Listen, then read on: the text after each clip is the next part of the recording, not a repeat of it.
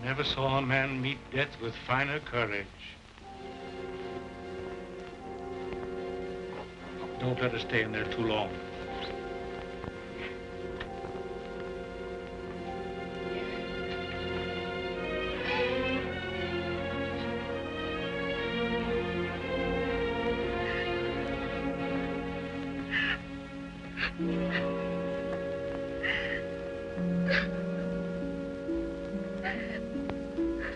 Dearest, is Father well now? Yes, dear. He's well. He's quite well. But we have no one left now but each other. No one at all. My baby.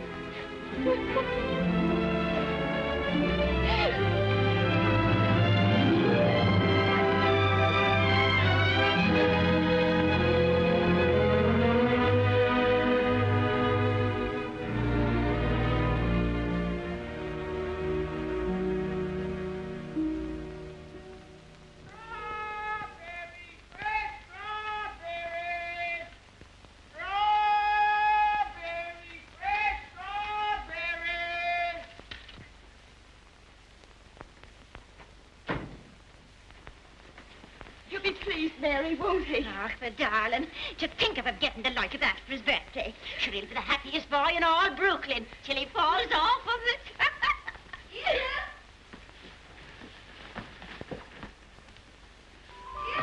All right, Betty. Oh, dearest. Look. Mary's brother, Michael, has made it for me. And Mary's given me this book. It's The Adventures of Robin Hood and His Merry Men. Listen. Back varlets, touch maid Marian at your peril. However many you be, I defy you all. See, dearest, you're maid Marian, and I'm Robin Hood. They crowd around you. I'll never leave your side, however many there are. Oh. Now, dearest, you cry out, help me, Robin Hood. Help me, Robin Hood. Help. Varlets, no, I've got... Oh. Help. There. Oh. Isn't that... You like it? Oh, my... Of all the events in my life, this is the most magnificent. Do you really like it, darling? It's what you wanted? It's exactly what I wanted. Oh, I do hope it is. Only you will be careful, won't you, and not let it run away with you or anything. I suppose I'm about the safest bicycle rider in the whole of Brooklyn. Do you mind that now, huh? No? Can I ride it now, dearest? Can I go now? Oh. I can't wait 1 minute. Mr. Hobbs has to see it, and Dick. Can I go now, dearest? At once?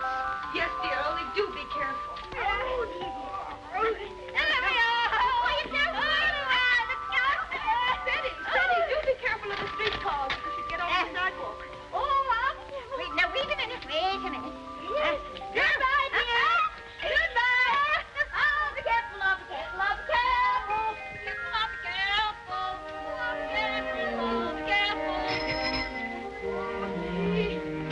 Good morning, Mrs. McGillicuddy.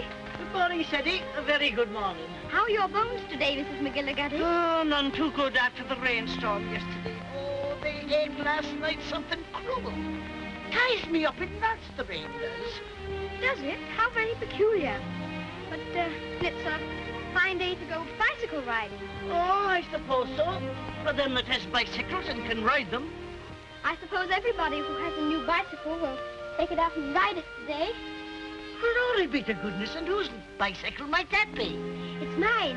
It's my birthday present from dearest. Oh, it's a daisy show. Fine enough for the president to ride. And it has all the latest improvements. Oh, sure, it sounds like the bells of St. Patrick. Sure, it's the luckiest boy in the world, John. Well, I'll have to be going. Oh, I nearly forgot. Please choose my apple now, Mrs. McGillicuddy. But would you mind keeping it for me until I get back? Sure.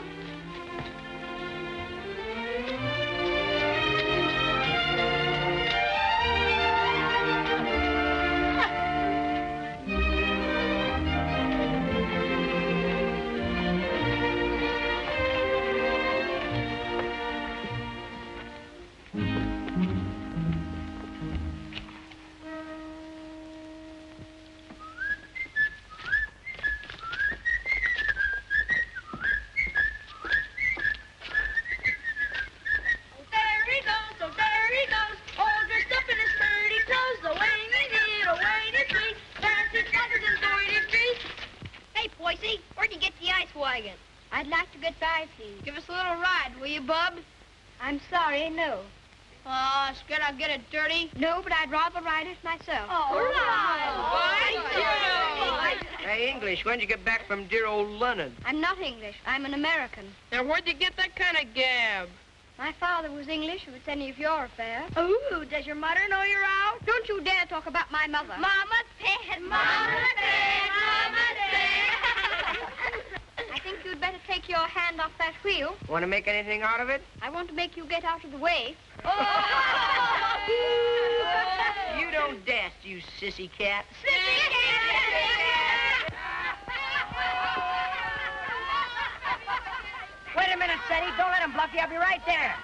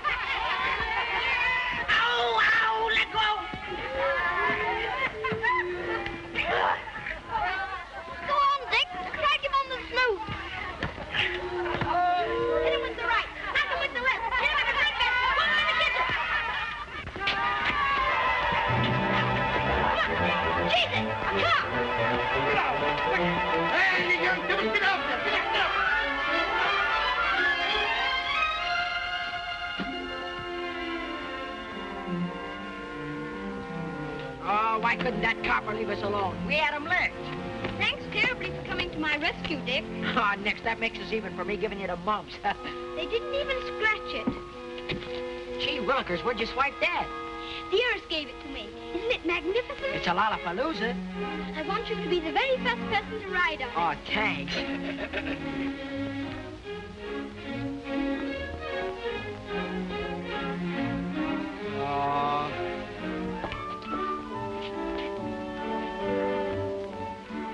Thank you very much for your assistance, Mr. O'Brien. It's a pleasure, Sadie, my lad.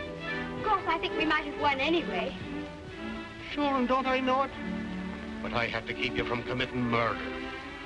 I tell you what, Dick. I'll just go once around the block, and then you can ride it down to Mr. Hobbs' store. Make it later, because right away I got to go see my brother Benno. He's going out west. Who is he? Where? Texas? No, Chicago. Oh, that would be splendid. Riding Mustangs and shooting bears. Here's my brother Ben now. Come on, Dick. I've got to leave. Well, come on down to Mr. Hobbs' store as quickly as you can.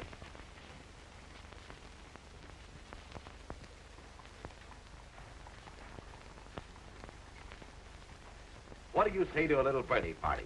Ginger pop and cookies and some candy. That would be perfect, Mr. Hobbs. Only, Only? well, Dick's coming very soon. And I was thinking, if we could wait. I guess there'll be enough to go around. There's a lump coming, I think. Quite a big one. What are you reading, Mr. Hobbs? Ah, that's the way they go on now. British aristocracy. I've got no use for 'em. Earls and marquises going around as if they was lords of creation, wearing their coronets. Did you ever know any marquises, Mr. Hobbs? Or earls? I should say not. I'd just like to catch one of 'em inside here, that's all.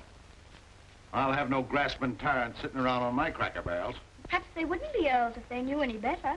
Oh, wouldn't they, though? They just glory in it. It's in 'em. They're a bad lot. Here you are, Dick.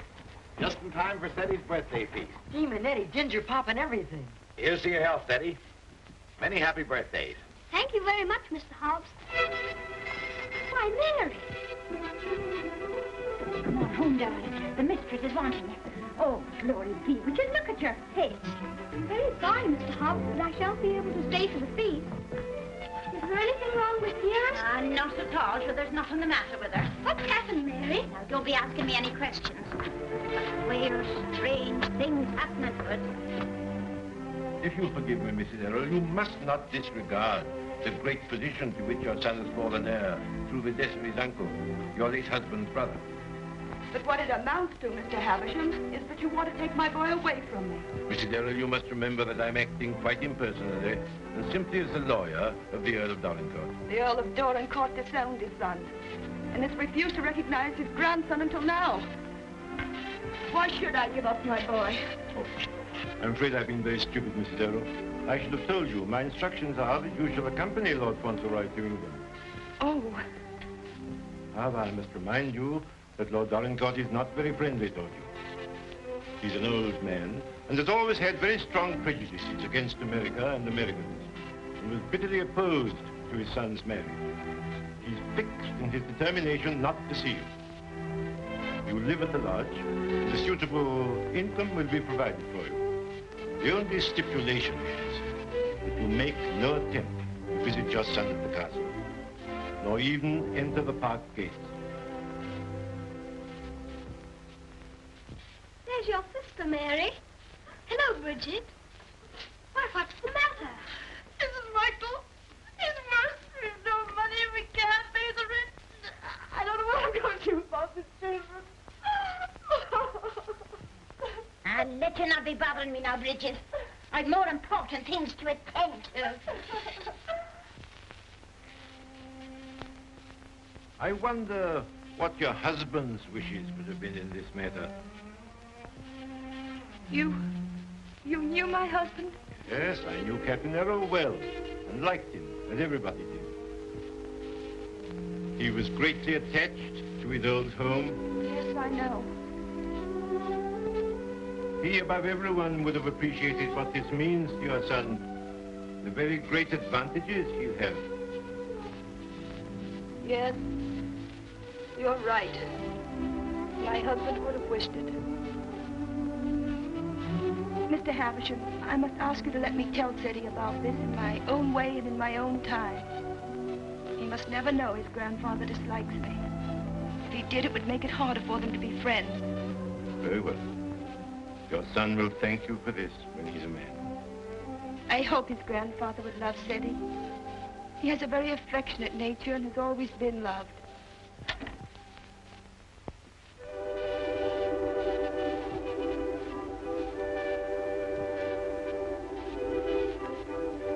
This is Mr. Havisham, dear, whom your grandfather has sent to see us, all the way from England. How do you do, sir? So this is little Lord Fauntleroy.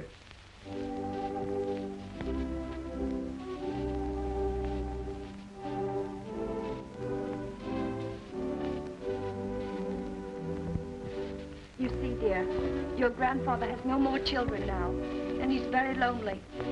So he wants us to go and live with him in England. And because he's an earl, and you are his heir, you will have a new name, Lord Fauntleroy. And someday you will be the Earl of Dorincourt. Oh, dearest, do I have to be an earl? None of the boys are earls. Can't I not be one? I'm afraid it can't be helped, dear. Just think, dear. Soon we'll be starting for England. Do we have to go to England, dearest? I'd much rather not. Oh, what will Mr. Hobbs say?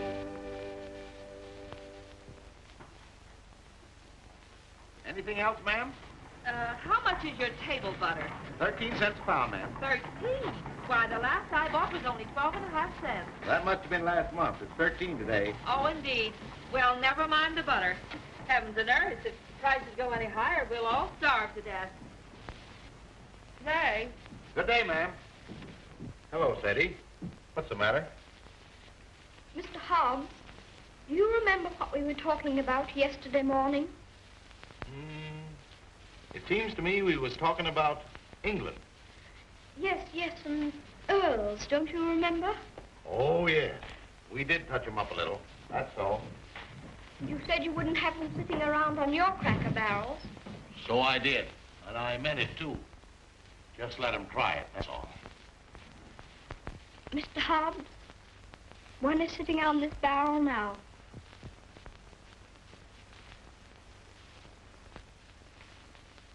What? Yes, I am one. Or I'm going to be. I won't deceive you, Mr. Hobbs. It's the heat.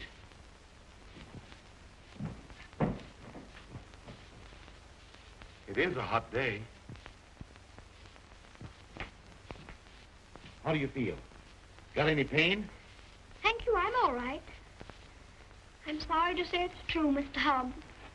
Mr. Havisham, he's a lawyer, came all the way from England to tell us about it. My grandfather sent him. Who is your grandfather? I couldn't very easily remember it, so I wrote it down. John Arthur Molyneux Errol, Earl of Dorincourt.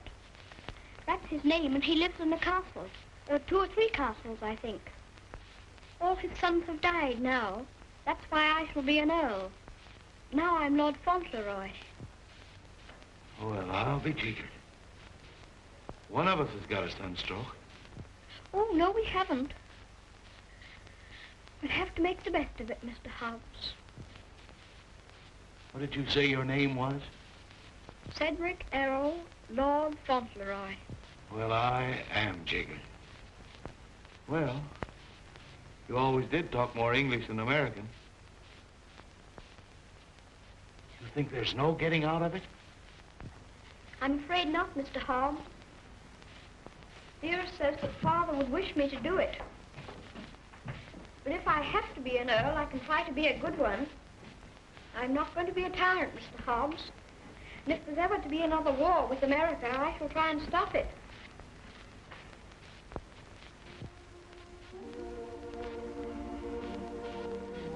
England's a long way off, isn't it? It's across the Atlantic Ocean.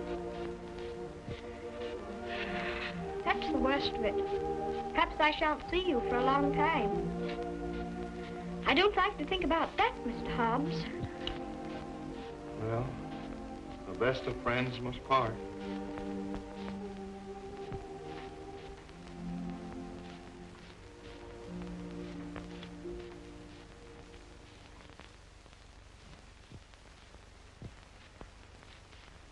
I'm afraid, Mr. Havisham, our American food must seem very strange to you. A little, ma'am. I find that muffins are biscuits and biscuits are cookies. But the cooking's excellent. And after all, it's the company that makes a meal exquisite, not the food. Thank you, Mr. Havisham. When you're an earl, you'll give splendid dinners in one of the most beautiful castles in England. Do you know, I'm not sure I know exactly what an earl is. And I think if anybody's going to be one, he ought to know, don't you? Would you mind explaining it to me? Well, someone is made an earl generally because he's done some service to his sovereign or some great deed. Oh, that's like the president. Oh, is it? Is that why your presidents are elected? Yes, sir. When a man is very good and knows a great deal, he's elected president. Then they have talks like processions, and bands, and everybody makes speeches. I used to think perhaps I might like to be president, and I never thought of being an earl. Oh, no, being an earl is rather different from being a president. An earl is generally of very ancient lineage. What's that? Very old family. Extremely old. Oh, that's like the apple woman. 100, I should think. She's of such ancient lineage, it'll surprise you how she can stand up. And the rain makes it worse. The first Earl of Dorincourt was created an earl hundreds of years ago. Well, well, that was a long time ago, wasn't it, dear? Many earls have been very brave men and have fought in great battles. I should like to do that myself. My father was a soldier and a very brave man, as brave as George Washington. I'm glad earls are brave. That's a great fountain. Would you excuse me a moment, please? There's someone I must see. Oh, certainly, of course. There's another advantage of being an earl. Some of them have a great deal of money. That's a good thing to have. I wish I had a great deal of money. Do you? Why? Well, there's so many things a person can do with money. A little tent to put her stall in, and a stove. And I'd give her a shawl, because then her bones wouldn't feel so badly. And what else would you do if you were rich? I'd buy Dearest all sorts of beautiful things. Dearest? I call Mother Dearest because Father did. And there's Dick. And who's Dick? Dick's a bootblack. I'd buy him some new cloths and brushes and a new sign and start him out fair. He says that's all he wants, is to start out fair. Is there anything else?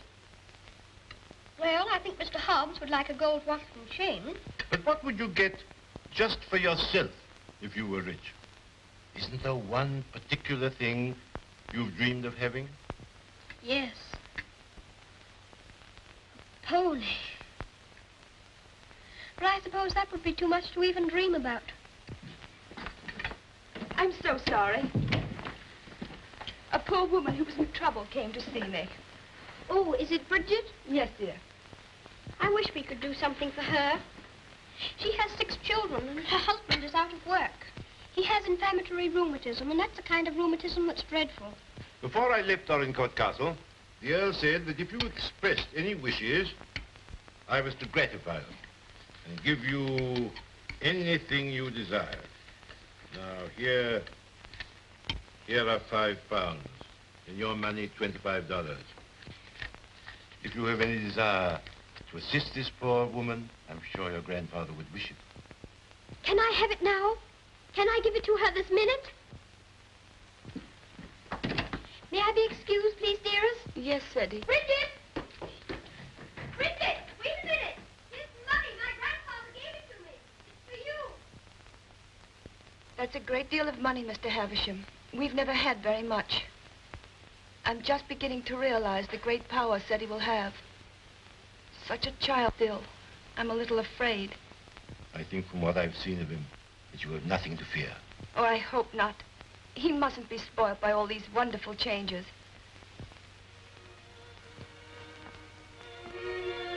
She cried. She said she was crying for joy. I never saw anyone cry for joy before. My grandfather must be a very good man. It's more agreeable being an earl than I thought it was going to be. In fact, I'm almost quite glad I'm going to be one.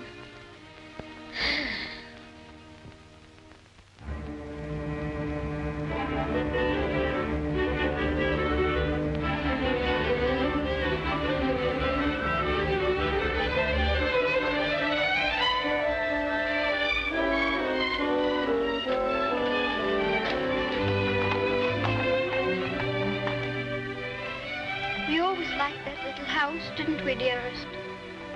We always will like it. Yes, darling.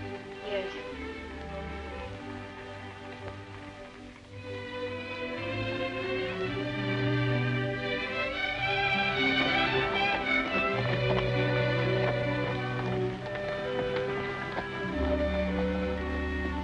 I've come to say goodbye. I have to go to England to be a lord, and I shouldn't like to have your bones on my mind every time it rains. Oh, bless your dear little heart. With all your kindness to me, the Bones is as quiet as anything. Can I give you a kiss for luck? Of course.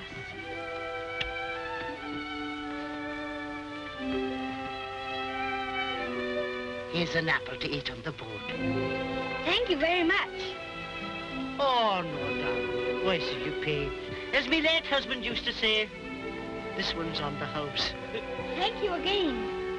Well, goodbye. Goodbye, darling.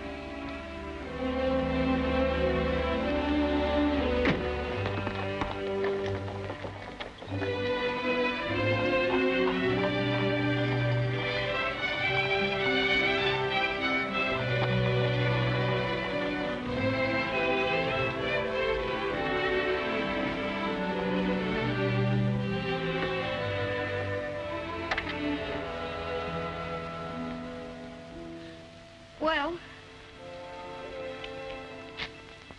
Well, well, well, well, goodbye. I hope trade will be good. gee, if trade gets any better, I'll be rolling around in diamonds and pearls. That would be splendid, wouldn't it? I hope you have every sort of luck and happiness. Thanks, same to you, and I hope you think about us sometime when you're way over there, as they say, on foreign soil. I'll think about you all the time, and I'll write to you, and you must write to me. Here's where you send your letter.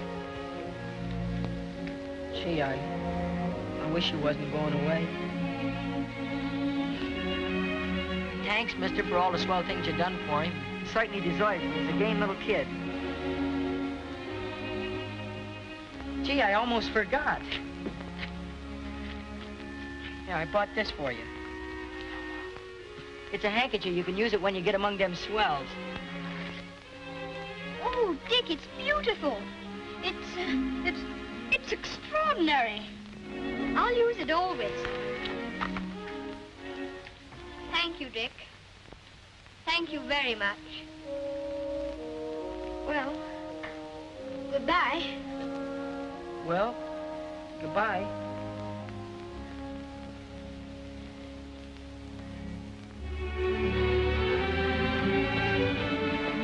Would you mind very much not going in with me?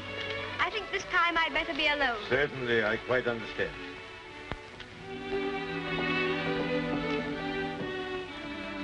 This is for you, Mr. Hobbs.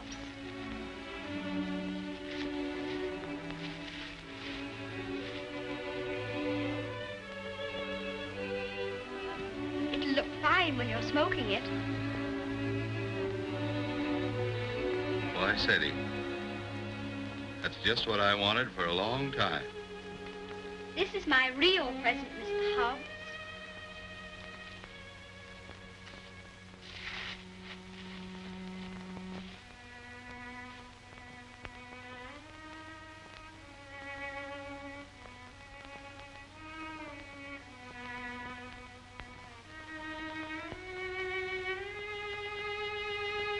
There's something written on it, inside the case.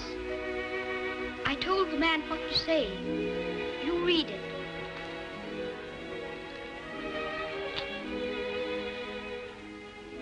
From his oldest friend, Lord Fauntleroy, to Mr. Hobbs. When this you see, remember me.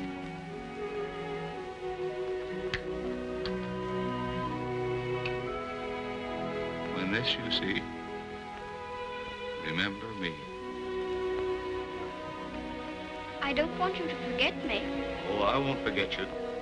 Don't you go and forget me when you go over there amongst those British aristocracy. I shouldn't forget you, whoever I was among. I hope you'll come to see me. Perhaps my grandfather will write and invite you. You wouldn't mind him being an earl, would you? I mean, you wouldn't stay away just because he was one. Oh, I'll come and see you. I won't be able to help myself.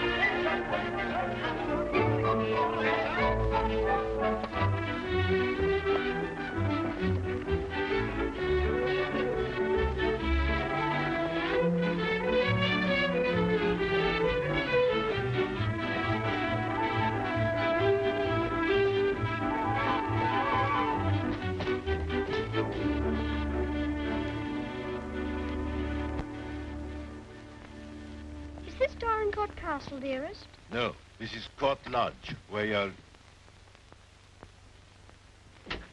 Here's Mary. We had a splendid time in London, Mary.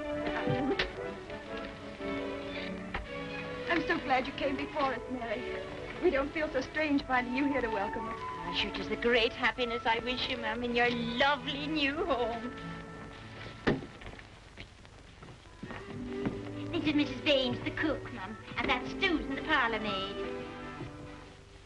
I'm sure we'll do everything, ma'am, to make you comfortable. Oh, I'm sure you will.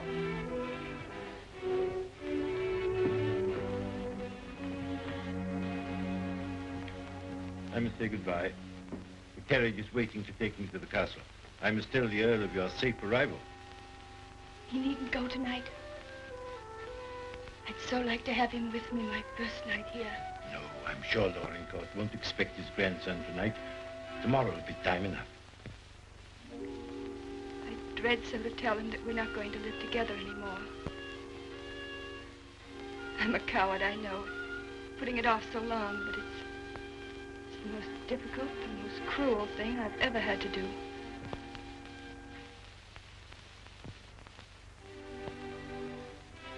I wish you'd tell his lordship, please, that I'd rather not have the money. You mean the income he wishes to settle on? I have a little money of my own. It's quite enough to live simply on. I must accept the house, of course, because that makes it possible for me to be near Seti. I'm grateful to him for that, but... He'll be very angry. He won't understand it at all. I think he will understand. He must understand that I can't accept money from a man who hates me so much that he's separating me from my boy. I'll deliver your message.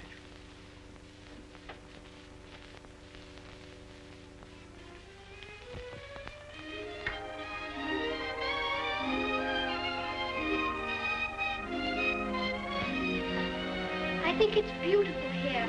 Don't you, dearest?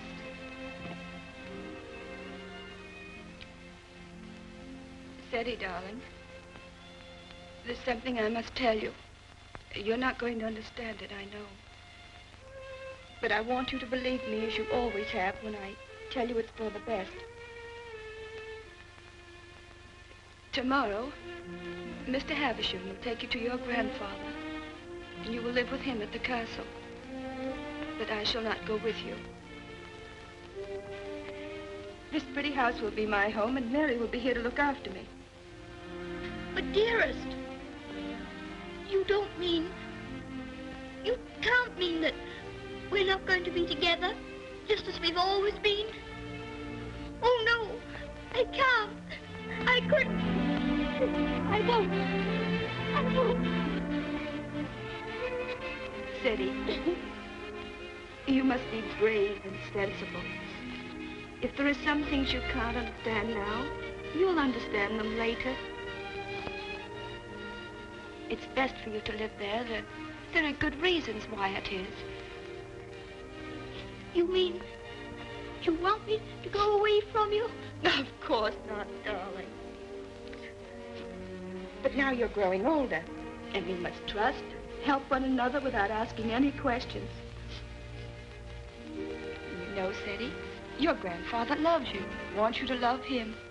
He's so kind, he wants you to be happy and to make other people happy. But, dearest, I can't be happy without you. But you won't be without me all the time. I'm not far from the castle here. You'll run in and see me every day. You'll love the castle. There'll always be something new and interesting to tell me. And I'll have things to tell you. Oh, Seti, we'll have such good times together. We'll be finding things out, both of us. We'll be explorers. Yes. Like Mr. Stanley and Mr. Livingston. That'll be exciting. Every night, when it grows dark, I'll put a candle in the window to guide you through the jungle, Mr. Stanley.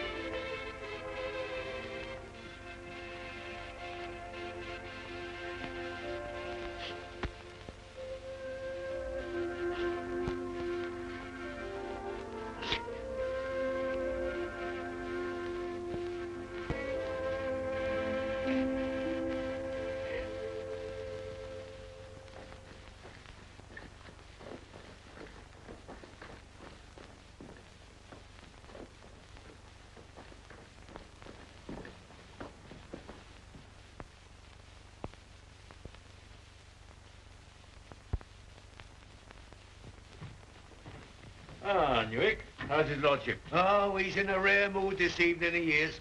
He told me to evict all the tenants if they weren't paid up. Oh, I dare say that'll be a job to your liking.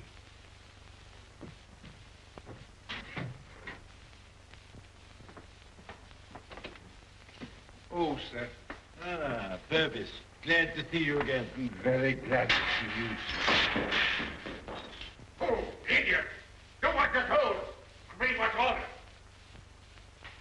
Gout. Oh, yes, sir. These last few weeks have been the worst I've ever known, sir. I'm surrounded by a lot of incompetent nincompoofs. Shut the door, you blockhead!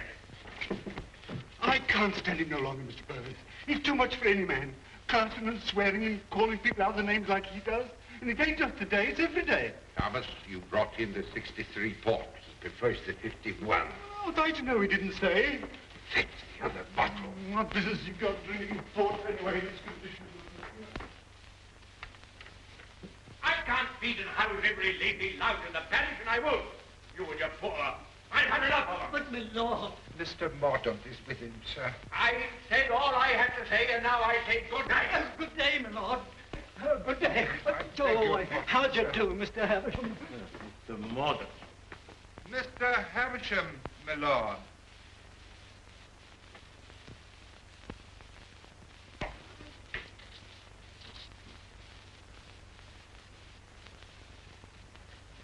Well, Havisham, Lord? come back, have you? Put that cushion right for me, will you? I careful.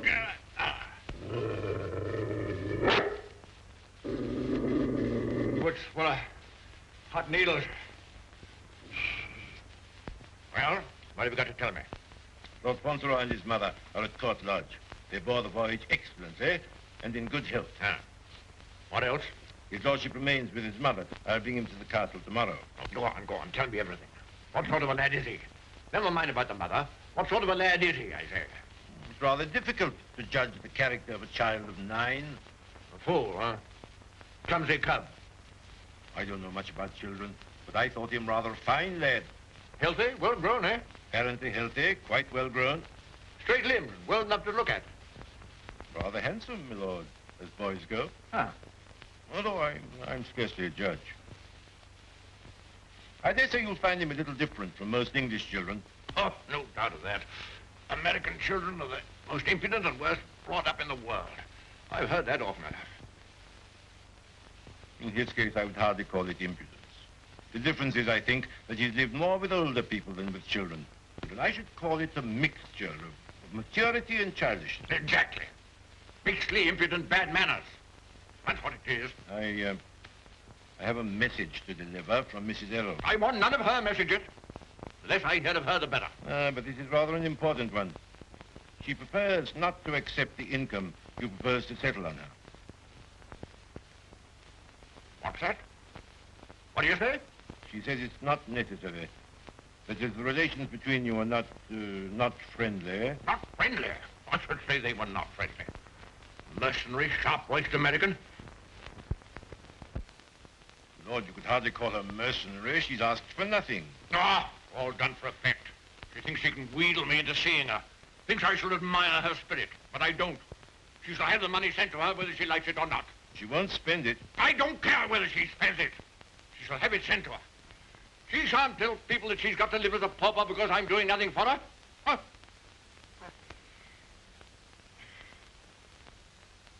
I suppose she's poisoning the boy's mind against me, too. No. I have another message that'll prove to you she's not done that. I won't care.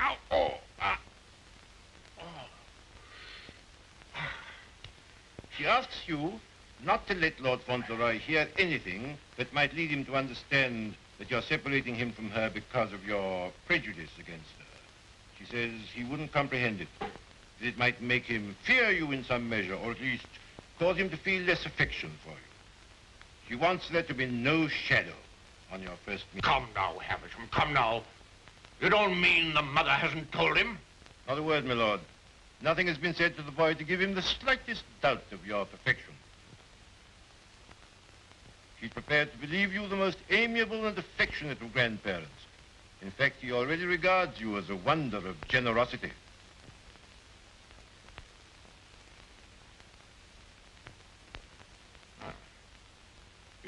Huh?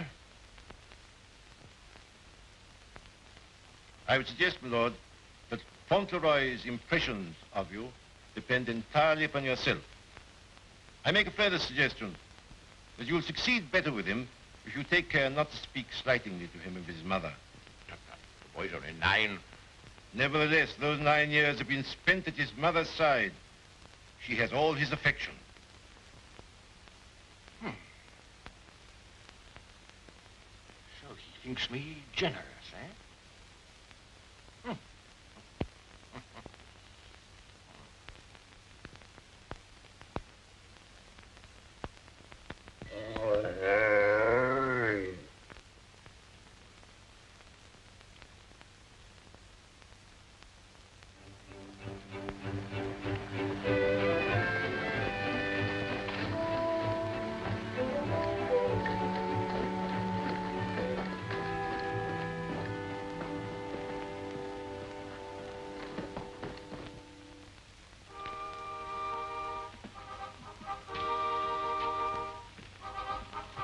Service, this is Lord Fauntleroy.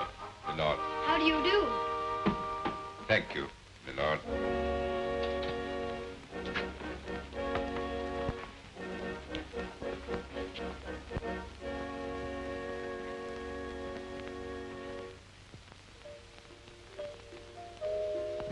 My lord.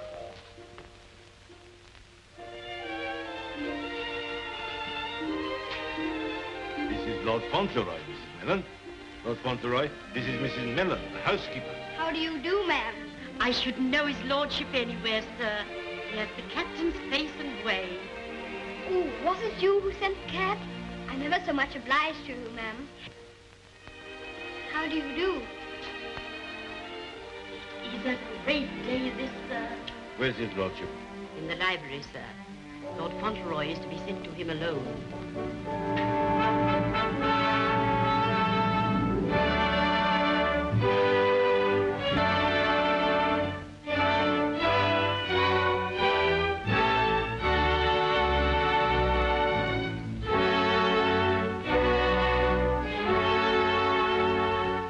Lord Fauntleroy, my lord.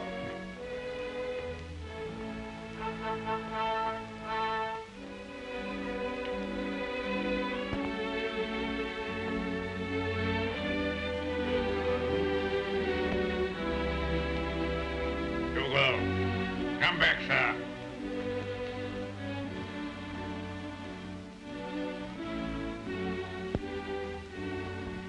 How do you do, sir?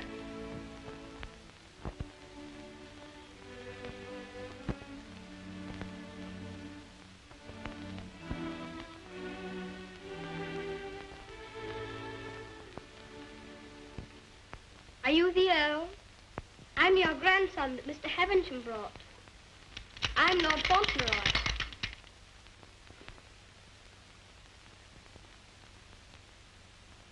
I hope you are quite well. I'm very glad to see you. Ah, you're glad to see me, are you? Yes, very.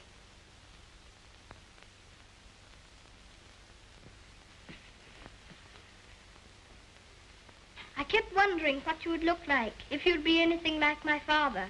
Oh, and am I? Well, I don't think you are, very. You're disappointed, I suppose. Oh, no.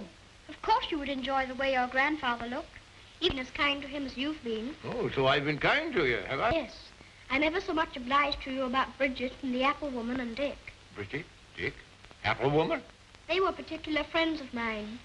You know, they were the ones you gave me all that money for. The money you told Mr. Havisham to give me if I wanted it. Oh, the money you were to spend as you liked, eh? So you spent it all on these people, did you? Bridget, Dick, and the apple woman. Yes, and I gave Mr. Hobbs a gold watch and chain and a pipe. I put some poetry in the watch. It was, "When this you see, remember me." I'm going to miss Mr. Hobbs very much. Who is Mr. Hobbs? He was our grocer. Fancy vegetables and groceries, you know. He's my closest friend. Mr. Hobbs is a very clever man. Do you know he can recite the Declaration of Independence right through? Oh. What's the matter? I just remembered you might not like to hear about the Declaration of Independence. I forgot you were an Englishman. Huh? You forgot you were English too, didn't you? Oh, no, I'm an American. You are English. Your father was an Englishman. I was born in America. You have to be an American if you're born in America. You don't... I beg your pardon for predicting you. Mr. Hobbs says that if there's ever to be another war, that I should have to be an American. But I promised him that if there were to be another war, I should try to stop it. You would? Dinner is served, my lord. Now, be careful, man. Be careful. Careful there, careful. Oh. Oh. Would you like me to help you? You can lean on me, you know. Once when Mr. Hobbs hurt his foot with the potato barrel falling on it, he used to lean on me. Oh. You think you could do it? I think I could. I'm very strong. I'm 9, you know. You lean on your stick on one side and on me on the other. Well, you may try. Just lean on me. I'll walk very slowly. Don't be afraid of leaning on me. I'm all right, if it isn't a very long way. You see that old fellow in red velvet? He was the 10th Earl of Dorincourt. King George I decorated him for services during the war with Spain and Austria. He was tremendously strong, bend a bar of iron between his hands. You get your strength from him. How very interesting. Did you ever try putting your foot in hot water and mustard? Mr. Hobbs used to. Arnica is a very good thing, too, they tell me. Ah, thank you. I'll try it.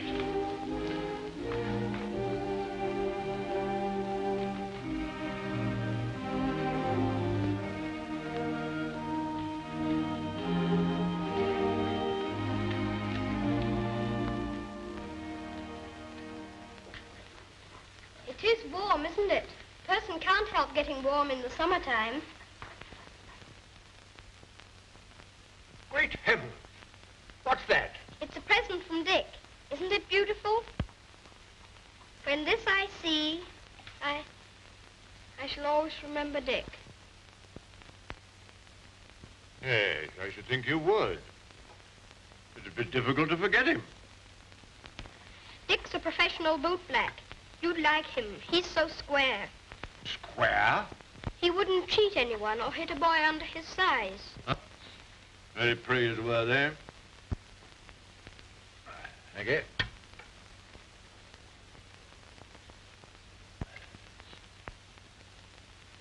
What's the matter? Don't you like your soup? Oh, yes. I was just wondering. Wondering? Wondering what? You don't wear your coronet all the time, then? No. It doesn't become me. Mr. Hobbs said you wore it all the time. But after he thought it over, he said he thought you must take it off sometimes to put your hat on. Yes, I take it off occasionally.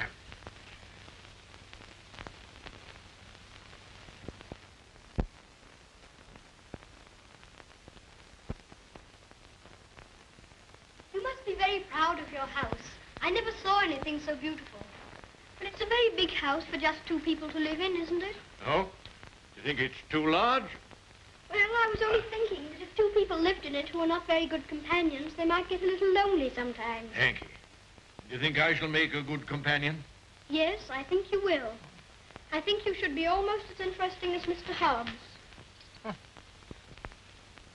Mr. Hobbs and I were very great friends. He was the best friend I had, except...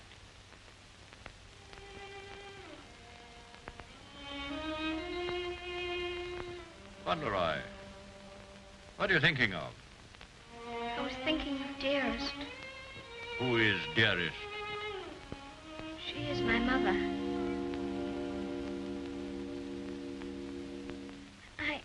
I think I'd better get up and walk up and down.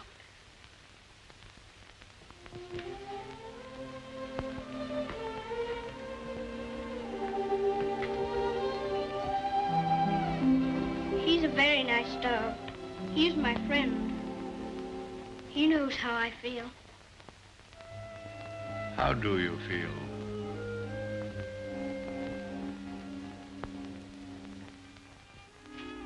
Come here.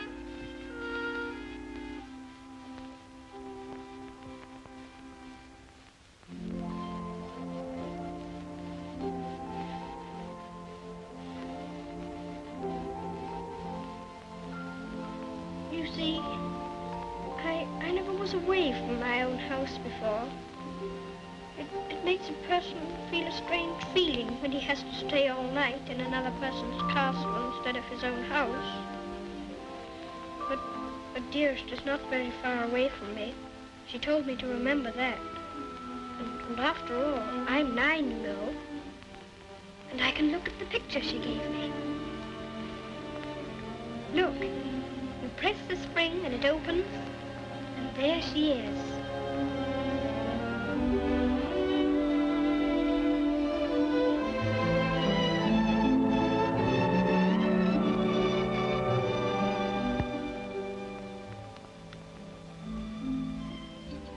And I suppose you think you're very fond of her. Yes, I do think so, and it's true. Mr. Hobbs and the others were my friends. But Dearest is my close friend. My father left her to me to take care of. When I'm a man, I'm going to work and earn money for her. Oh. What do you think of doing? Well, I did think of going into business with Mr. Hobbs. But I should like to be president. We'll send you to the House of Lords instead.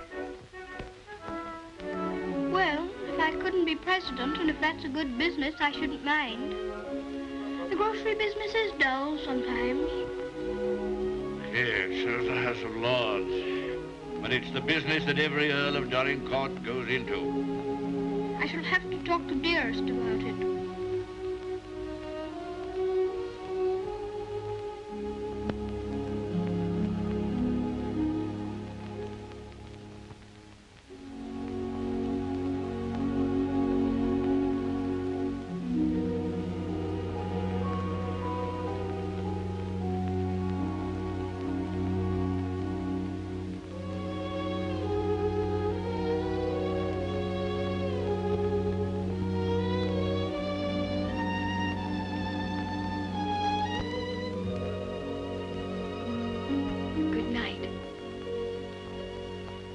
Keep you all the night.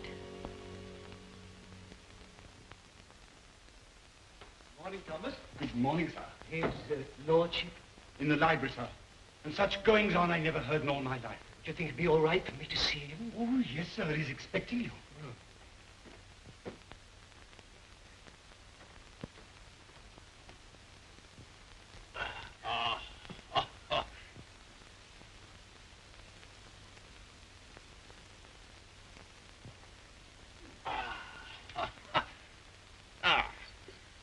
Morning, Mordaunt. Found a new employment, you see. Any good at marbles, Mordaunt? My muscles are a little stiff, my lord, but I'll see what I can do. Oh, pity about that. I'd forgotten about your age.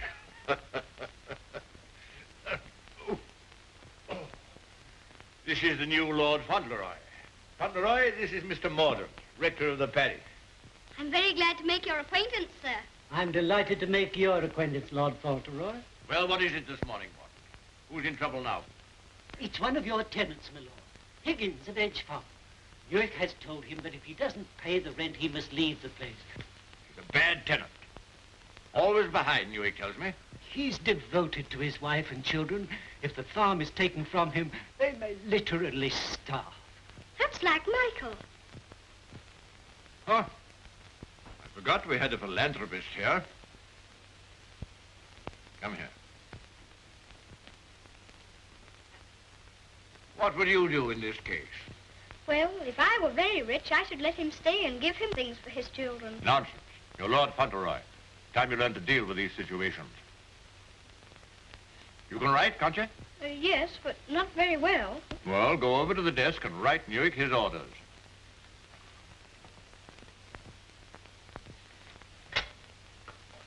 Now, what must I say? You must say, Higgins is not to be interfered with for the present.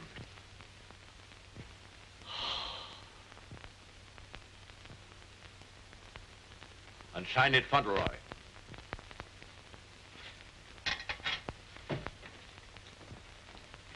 Do you think it will do?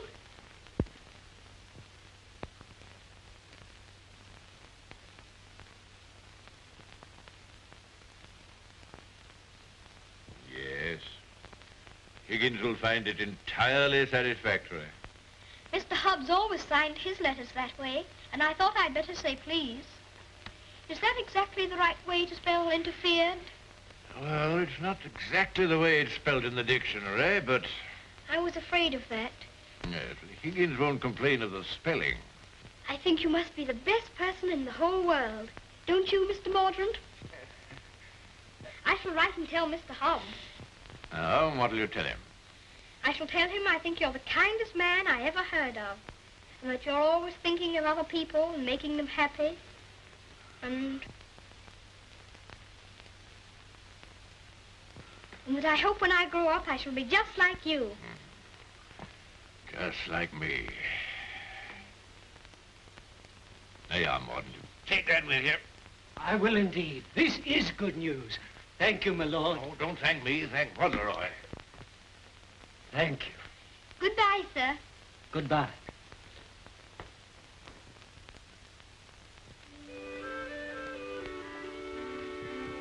May I go to see Dearest now? I think she'll be waiting for me.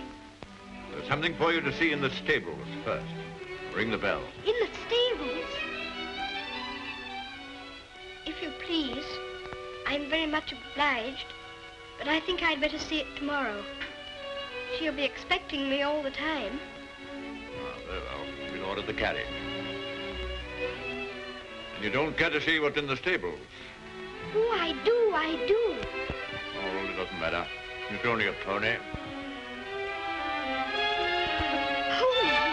Whose pony is it? Yours? Mine. Yes. Oh, I never thought I'd have a pony. I never thought that. How glad Dearest will be. You give me everything, don't you? Wouldn't you like to see it? Of course I want to see it. I want to see it so much I can hardly wait. But I'm afraid there isn't time. You must see your mother this afternoon. You can't put it off till tomorrow? Why, she's been thinking about me all morning, and I've been thinking about her. Oh, you have you? I'll ring the bell.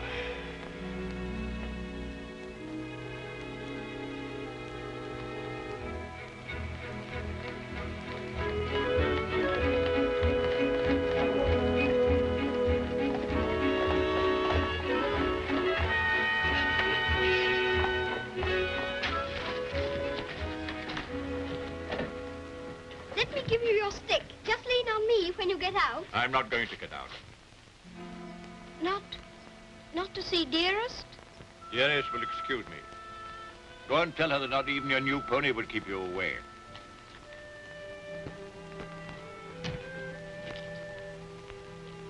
She'll be disappointed. She'll want to see very much. I'm afraid not. The carriage will call for you as we come back. Drive on, Jeffries.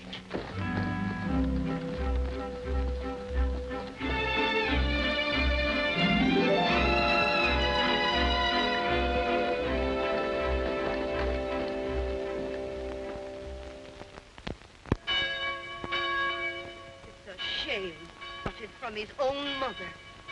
Cook at Court Lodge was telling Sarah she'd never have worked for a sweeter lady, Mrs. Errol. The letter was written by the little gentleman his own self, signed with his name too. Fauntleroy, as large as life. The little precious. Aye, that's the mother. A pretty young thing, too. Good morning, ma'am. Good morning. God bless you, ma'am. Thank you. Good morning, ma'am. Good morning. It's his lordship coming to services. That's a new notion.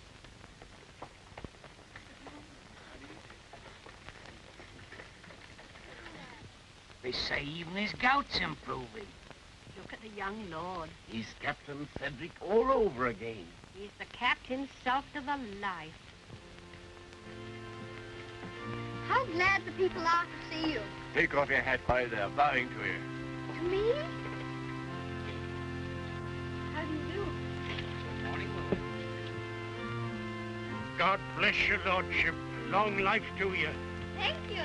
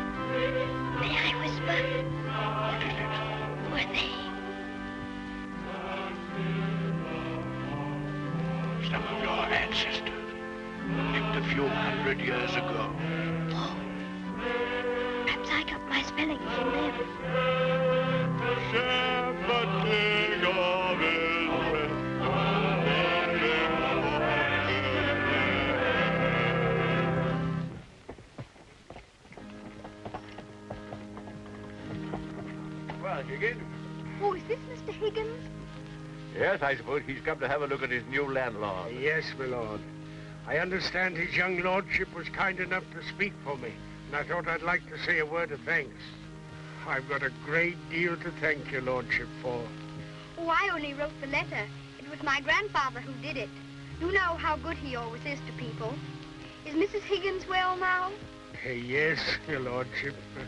The missus is better since the trouble was took off her mind. My grandfather was very sorry about your children having the scarlet fever. You see, Higgins, you people have all been mistaken about me. Lord Fauntleroy understands me. If you want a little reliable information on the subject of my character, apply to him. Get in the carriage, Fauntleroy.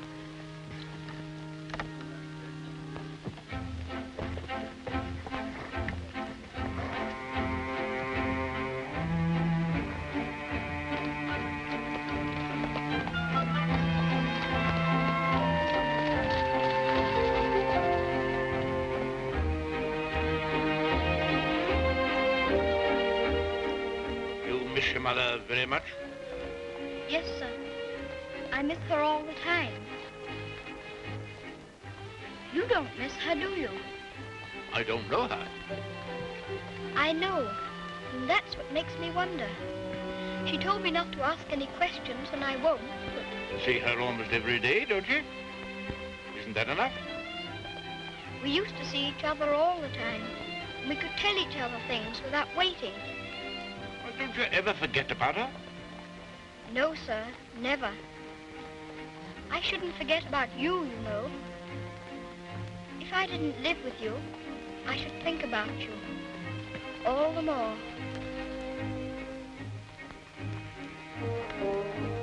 On my word, I believe you would.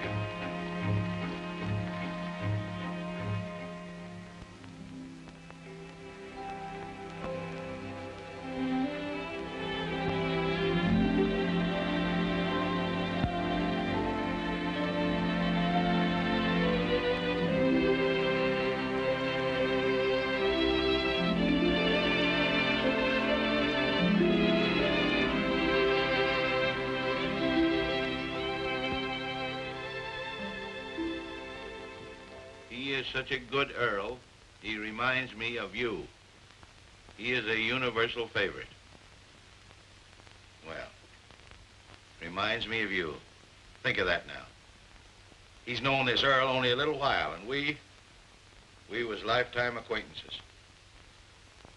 I don't know as I want him to be reminded of me by this Earl. They've been using influence on him, I bet you. You're right. They got twisty ways, those aristocrats.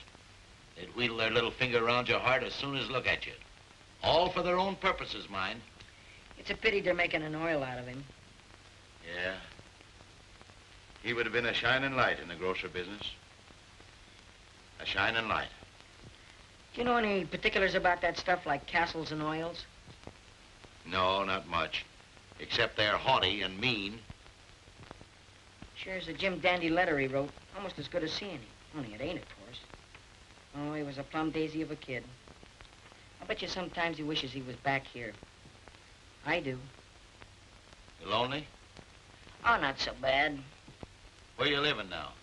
Oh, me and two other fellas, we got a room in a lodging house. The other two fellas, they get drunk and fighting, but it's cheap. Oh, that's no sort of a place for a lad like you to be living. Now, look here. I got a clean, dry loft over my stable, and there's an old bed you can have. Why don't you come here and stay? Won't cost you a cent. Gee, do you mean that, Mr. Hobbs? Well, certainly I do. Yahoo! Gee, Mr. Hobbs, talking about oils, you ain't no oil, you're a prince. Oh, sure.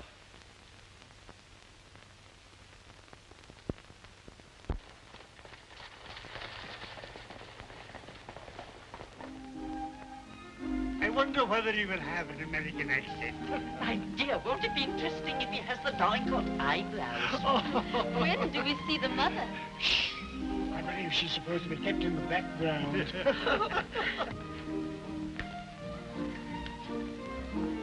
Well, Molyneux, is this the boy? Yes, Constantia, this is the boy. Fauntleroy, this is your great aunt, Lady Lorridale. How do you do, great aunt? How do you do, young man? You're like your father. I loved him more than most people in this wicked world. Oh, did you know my father? Know him? Of course I do. Oh, then you must meet Dearest. She will enormously like to talk to you about him. You see, I was the only one she could talk about him to who knew him. And I was so small when he... Yes, Fauntleroy, this is your great-uncle, Sir Harry Lorridale. How do you do, sir? Hear you're fond of horses. I'll confess to you, Constantia, that what you'll probably see for yourself. There's a risk of my becoming rather an old fool about him. Becoming? By the way, the mother, what does she think of you? I don't know. I haven't asked her. You must come over to Lorridale Park one day and see us. There are some new cocker puppies in the kennels. You shall have your pick. Oh, thank you very much indeed, Uncle. Only Dougal might be offended. You see, he's very fond of me, and I really shouldn't like to hurt his feelings. Hurt his feelings. That's a good one. Did you hear that, Connor? Hurt his feelings. This is Miss Herbert Fauntleroy. I want you to be great friends with her. How do you do? Have you met Dougal? He shakes hands beautifully. Shake hands with Miss Herbert, Dougal. He's a great friend of mine. I like making friends, don't you? Yes, I do. May I be your friend? And Dougal. Oh, yes, if you please. Okay, Lumbago, Fortescue. Better, I hope. Thanks. Much better. I've known Dorincourt as well as anyone could know him for 35 years. And that's the first time he's ever bothered to inquire about my health. Most extraordinary. Havisham, you're late. What's kept you? Beg your pardon, my lord. I was detained by extraordinary news. You? What? What news? Not now, if you don't mind. Later, my lord, later.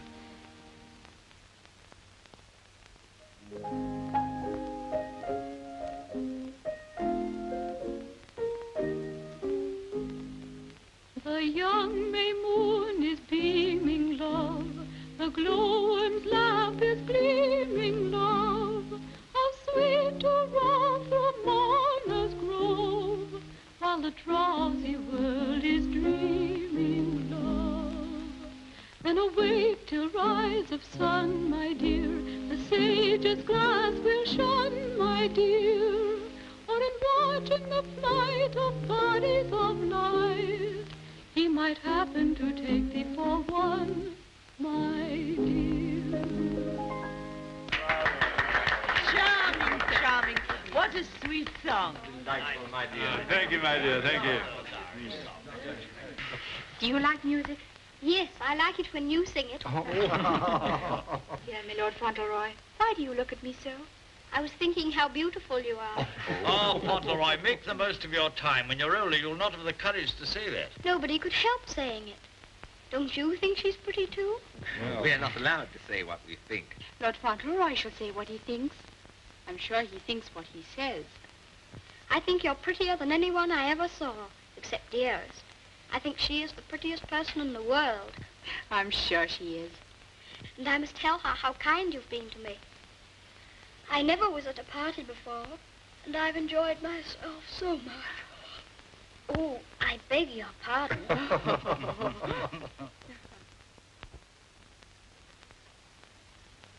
Good night, little Lord Fauntleroy. Keep well. Thank you very much.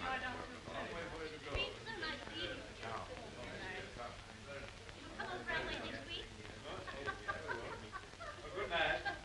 So glad you came.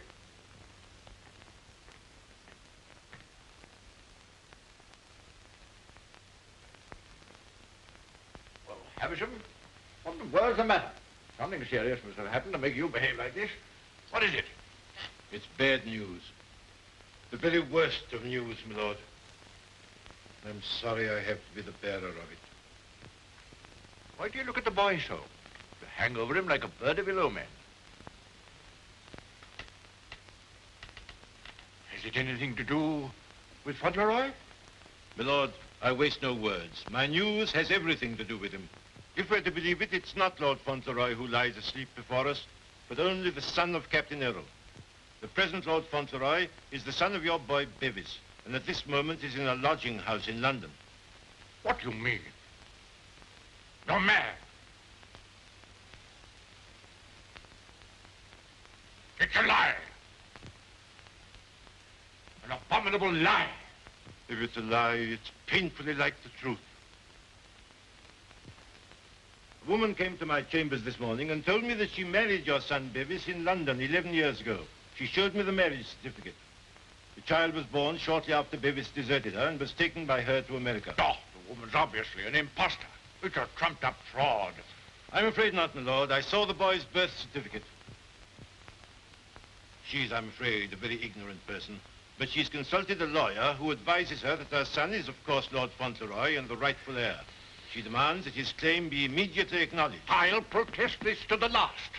I'll disown Bevis's boy. I'll have nothing to do with him or his mother. You can't disown him, my lord. Nothing we can do can keep the eldest son's child from his inheritance.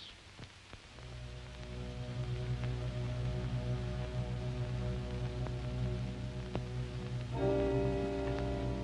woman you say is an ignorant, vulgar person, eh? She can hardly spell her own name. She's obviously uneducated and openly mercenary. And I objected to his mother. I suppose it's retribution. If anyone had ever told me I could be fond of a child, I wouldn't have believed them. I always detested children. My own more than most. But I'm fond of him. Oddly enough, he's fond of me. You know, Havisham, I'm not popular. I never was. But he's fond of me. Never was afraid of me. Always trusted me. Yes, Havisham. He'd have filled my place better than I filled it. He'd have been an honor to the name. You rang, my lord? Take Lord Fauntleroy to his room.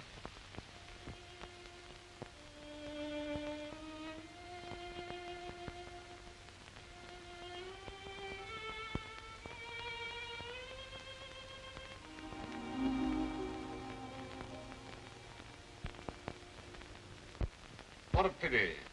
The boy's a thoroughbred if ever there was one. I suppose you may say it's a judgment on Molyneux. But that boy, the first human being he ever loved. Will Molyneux take the case to the courts, do you think? Can't tell, he's obstinate enough. Courts are the devil. You go in with your best suit, buckles on your shoes, and come out as nature made you. Bless my soul, Constantia. Whoever would have dreamed that I'd have felt sorry for the old boy? I wouldn't have minded our having a boy like that, Harry. Yes. Bit of luck for us, old girl, if we had. I'll tell you one thing. If his little lordship loses his title, the village loses the best friend it has. Aye, that's right. And I'll tell you another thing. It'll drive the Earl mad if this goes wrong for him. Why, he's been so proud of the boy, you'd hardly believe it if you knew him for what he was before. And the new one's no lady, that's sure. Bold-faced thing, that's what she is. The dark-eyed, brazen-faced wench. Yes, the Earl coming now with Mr. Avisham.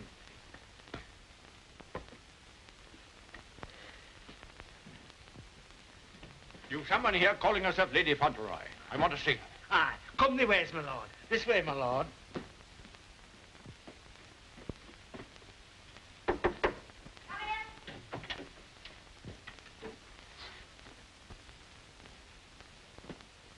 Earl of Dorincourt.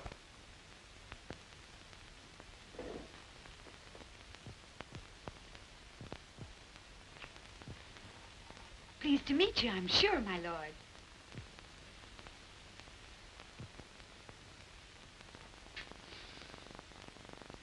Bevis?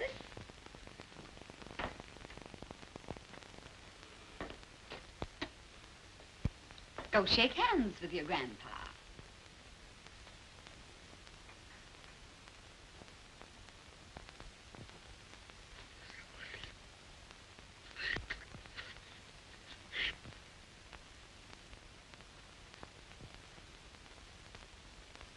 So that's the way you're going to treat your grandson, is it? Ah, you needn't try to look so fierce about it. He's your grandson, all right. Yes, my lord. We have proof of the young gentleman's birth. He is the son of the late Lord Fauntleroy.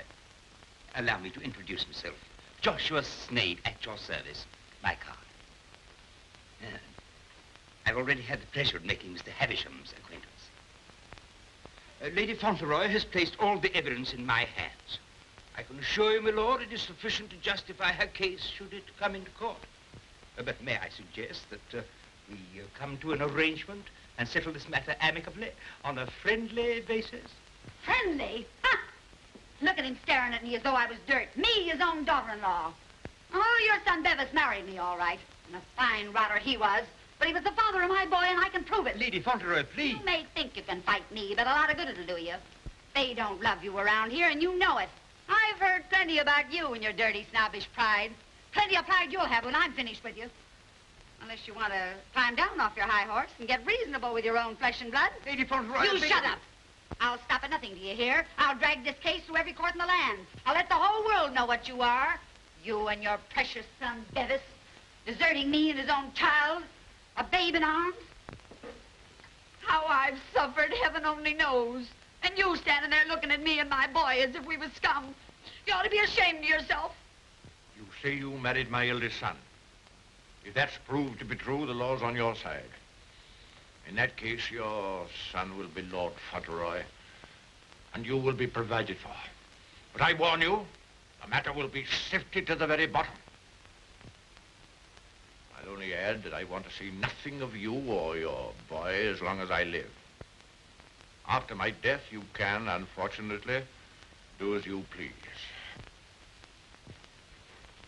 Yes, you're exactly the kind of person that I should have expected my son, Bevis, to choose.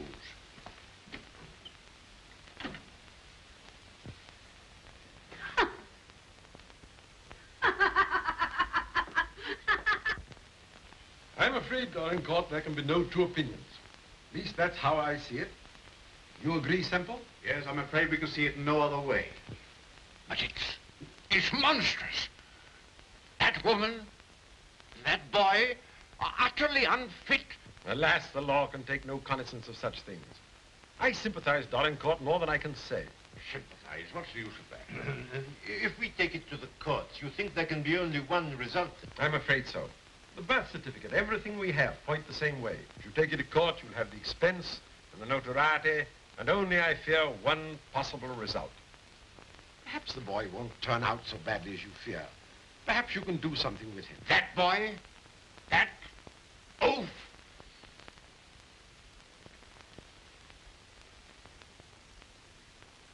With the other one. Yes.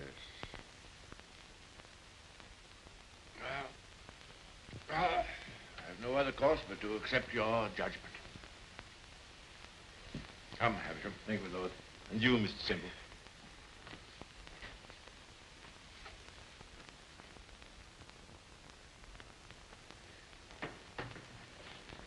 It's the Earl, ma'am. The Earl himself. Show him in.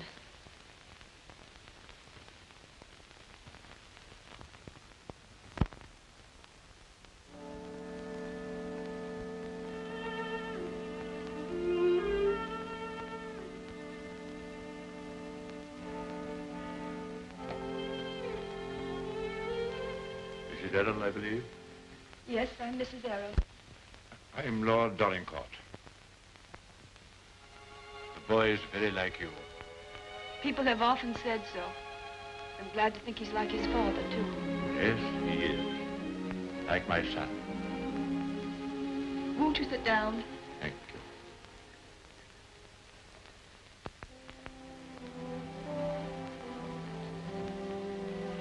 I've come to tell you that I've had the very best, the highest legal opinion. I'm sorry. This outrageous woman and her child. Perhaps she cares for him as much as I care for Seddy, my lord. Her son is Lord Fauntleroy. Mine is not. Yes, I'm afraid you're right. Perhaps you would prefer that Seddy should not be the Earl of Dorincourt. It's a very magnificent thing to be the Earl of Dorincourt, my lord. I know that. But all I care about is that Seddy should be what his father was. Brave, just, and kind, always. A striking contrast to what his grandfather is, eh? I haven't had the pleasure of knowing his grandfather. I know my little boy believes you. I know that Seddy loves you. Would he have loved me if you told him why I didn't receive you at the castle? No. Honestly, I think not. That's why I didn't wish him to know. Well, there are very few women who wouldn't have told him. Yes, Seddy is fond of me. And I'm fond of him. I can't say that I was ever fond of anyone before. But he pleased me from the first. I'm an old man. I was tired of my life. But he's given me something to live for. More than that. More than that. I'm proud of him. I was satisfied to think that one day he'd be taking my place as head of the family. I'm miserable. Miserable.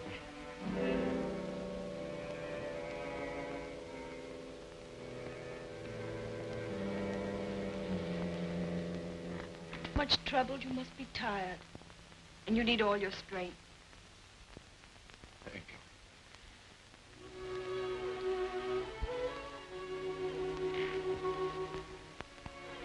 Perhaps it's because I'm miserable that I've come to you. I used to hate you. I've been jealous of you. This wretched, disgraceful business has changed all that. After seeing this repulsive woman who...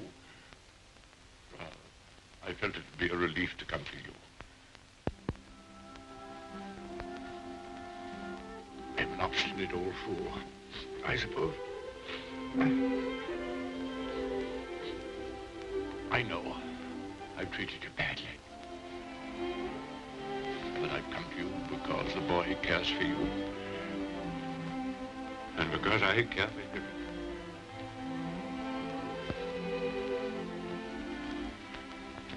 treat me as well as you can. For the boy's sake.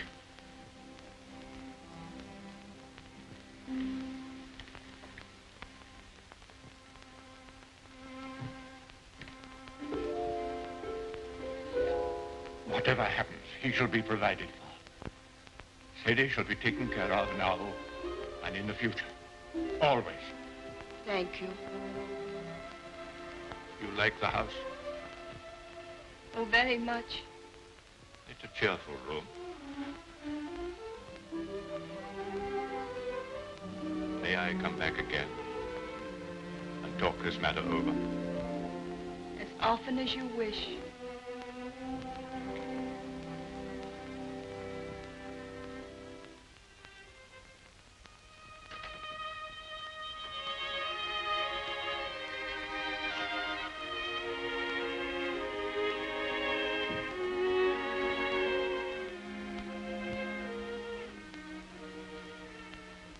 Heard bad news, haven't you? Yes. The worst. And I'm not Lord Fauntleroy anymore, am I? No. She's beaten me. Then the other boy, he will have to be your boy now, won't he? Like I was? No. He'll have to live in the castle if he's Lord Fauntleroy, won't he? Common little brat shall never enter this place in my lifetime. I'll take care of that. Then I can still be your boy, even if I'm not going to be the Earl, just like I was before. My boy. Yes, you'll be my boy as long as I live. And by Jove, sometimes I think you're the only boy I've ever had. Then I don't care about the Earl part at all. I thought, you see, that the one that was going to be the Earl had to be your boy. That I couldn't be. I shall never take anything from you that I can hold for you. Come what may, you shall have all that I can give. All. And dearest, will her house be taken away from her? No. You can take nothing from her. Nothing from either of you. Come. Time to go to sleep.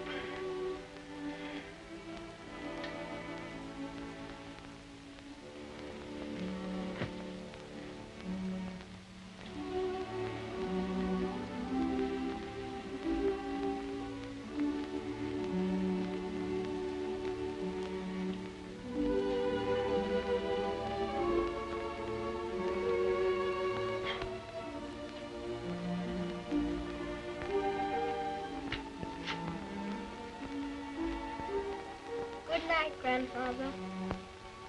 Good night, my boy.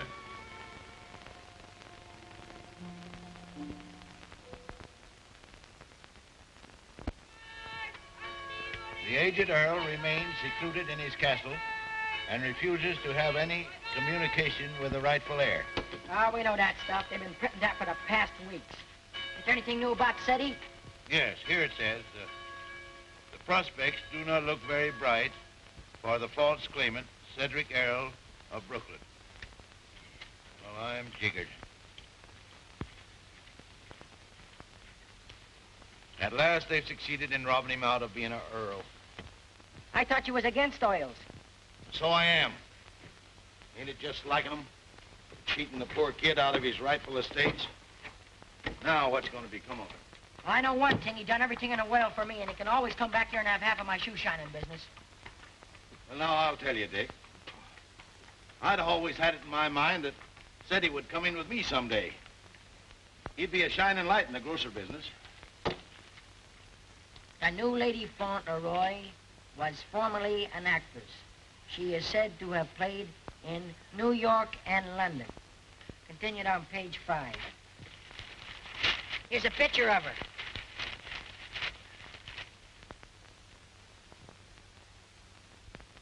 Holy mackerel. What's the matter?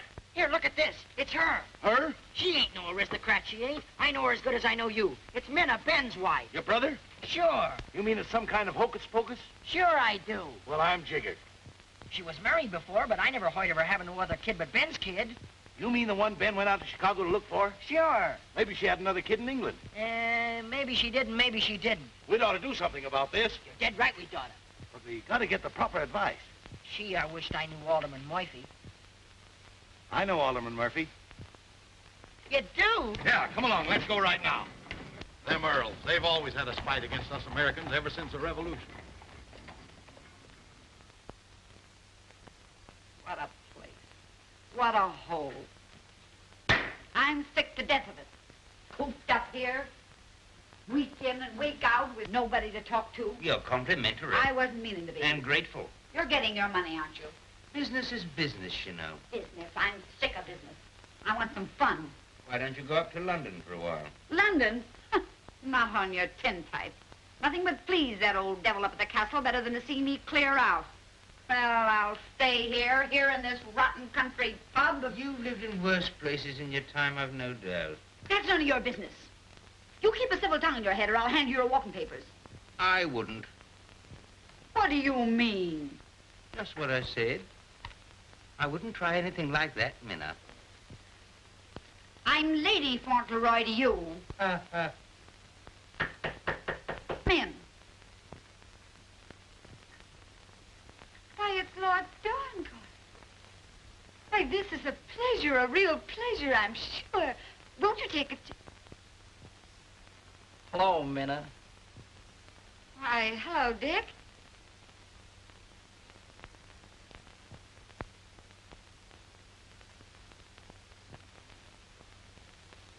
Why, Ben.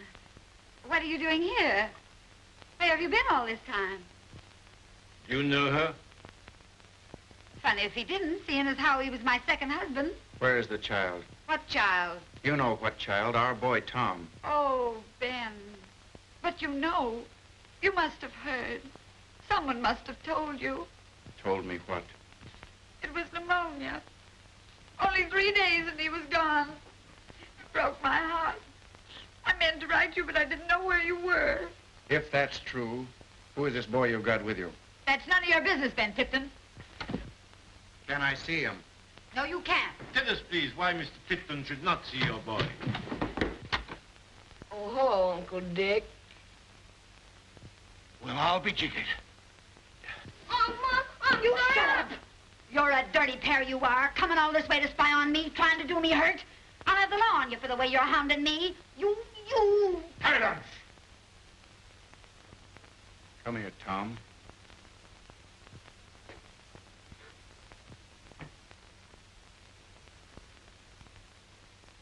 I knew nothing of this, my lord, I assure you. There's a little matter of a forged birth certificate. But I swear to you... Oh, never mind, Havisham. I've had enough of this. Too much. The sooner the pair of you are out of this country, the better. Come on, Havisham. You'll be sorry for this, you will. It's prosecution, that's what it is. It's robbery.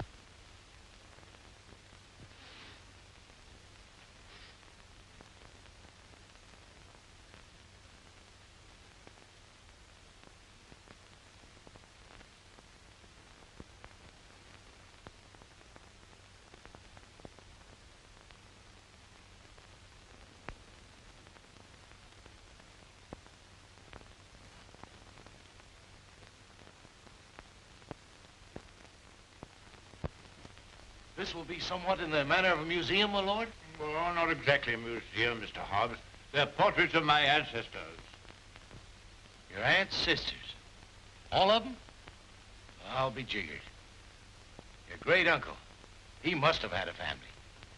Did he raise them all? I mean that they were earlier distinguished members of the family.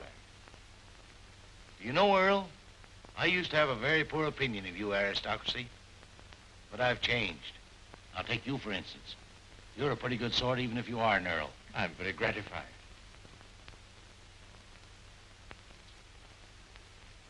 A bit gay, wasn't he? Yes, that's why I have the gout, Mr. Hobbs.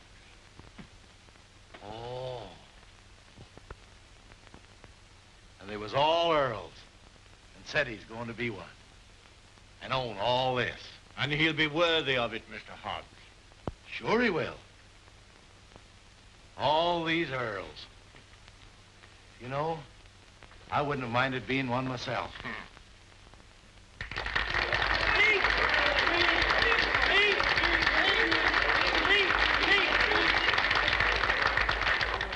very much. It's such a lovely day. I always like having birthdays, but never one so much as this because you're all so kind to me. My grandfather wants everybody to be happy and comfortable, and I'll want it too when I'm grown up. I think that's all because I'm not very good at making speeches, but I must say that I'm very much obliged to you for liking my birthday. Ripping little nipper. Ain't he a daisy? I'll bet you boys elect him king someday. I didn't know the little fella could talk so good. Why, he makes a better speech than Alderman Murphy. By Jove. Well, I'll be jiggered. And I've another birthday present for you. Another one besides all the things this morning? Yes, the best of them all. Oh, dearest! Oh, dearest! Oh, dearest, I was wanting you here. I was wanting you here so terribly much. Were you, darling? Fauntleroy, your mother's come to live with us in the... To live with us? To live with us for always? Are you sure you really want me? We've always wanted you, but we weren't exactly aware of it. Well, Mr. Hobbs, it's so nice having you here with us. I dread to think of you ever going back to America. Not to live there. Not to live there. America's a good enough country for them that's young and stern, but there's faults in it. There's not an aunt's sister among them. Nor an earl.